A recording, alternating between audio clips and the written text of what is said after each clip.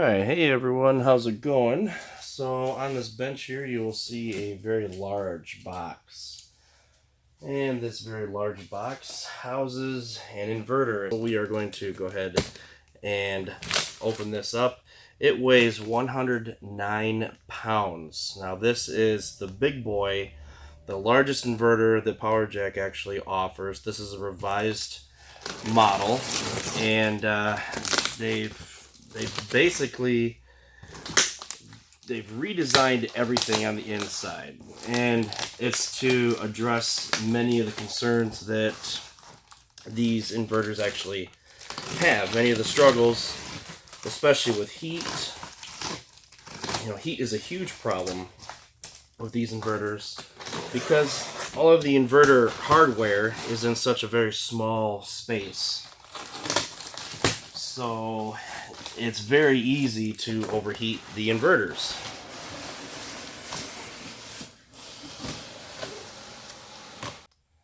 Okay, so I will say that the inverter is pretty well packaged.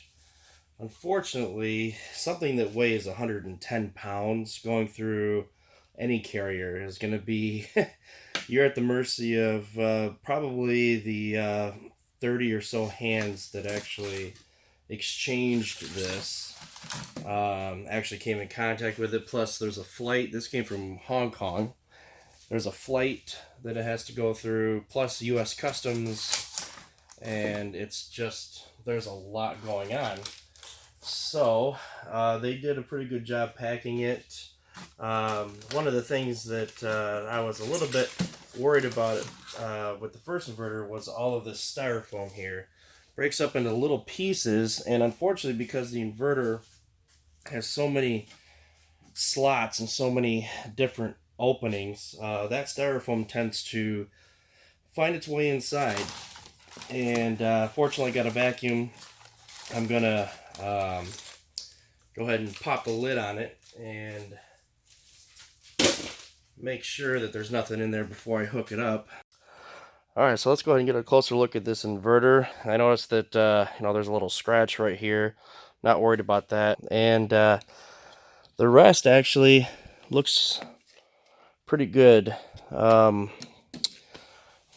look around the side here. So this is the complaint that I had last time. You can see there's a gap right here between the cover and the front. On the other inverter, which I happen to have right here, it was on this side that I saw the damage. Okay, so I'm a little bit concerned that, oh yeah, so there's more damage right there. You can see where this was bent.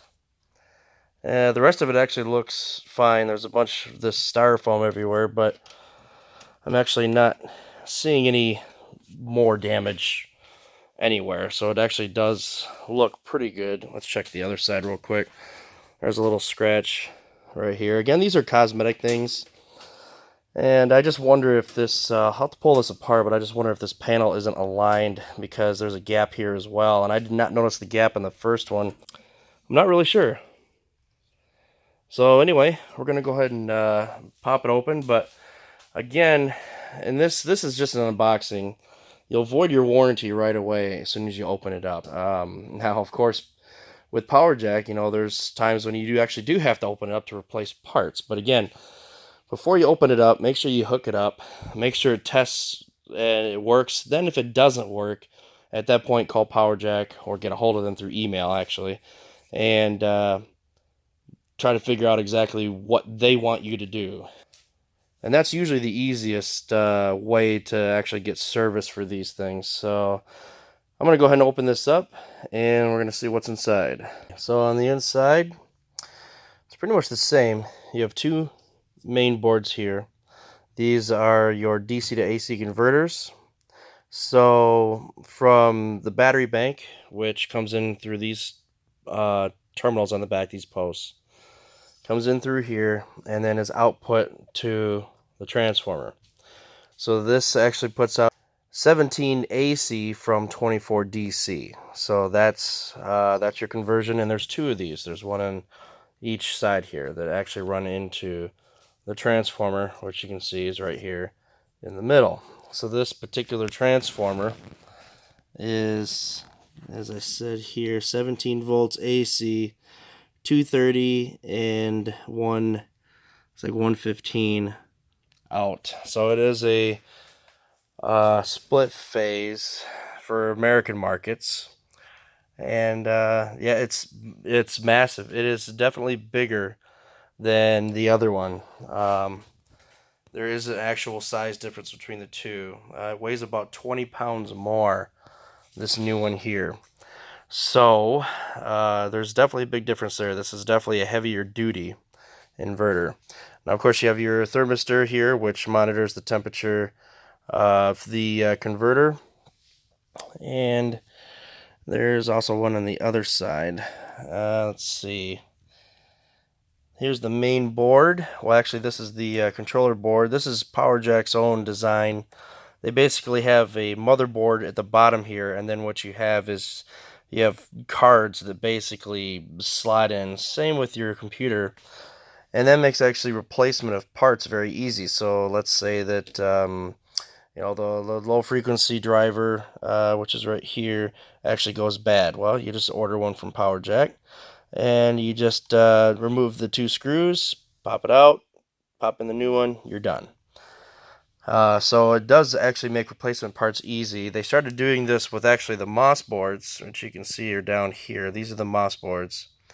They actually started doing that with the MOS boards so that it was easy to change those out, because once the MOSFETs actually burn out, of course they're toast. And if they're soldered in there, well, then you got to replace the whole main board. So this modular system that they have set up is actually pretty good, and it's actually been getting better over time. In fact, you can even replace the CPU if you needed to. So yeah, and then obviously you've got all your connections, your in and out connections. Then you got your LCD screens, and I noticed that they did change some of the labeling a little bit. Has changed a little bit.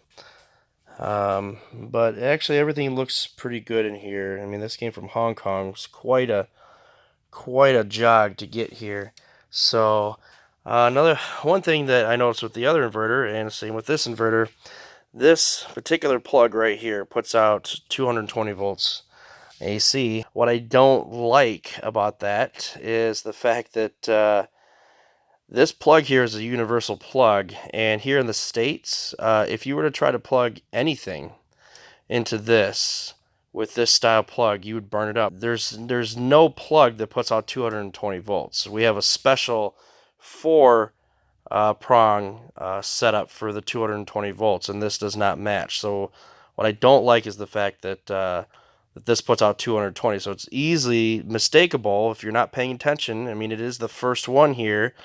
You go to plug something in and plug a light bulb or whatever in, you're going to burn it up instantly because of the voltage output. So I do not like that. Hopefully PowerJack will be able to change that. And of course, we have the fuse resets down here.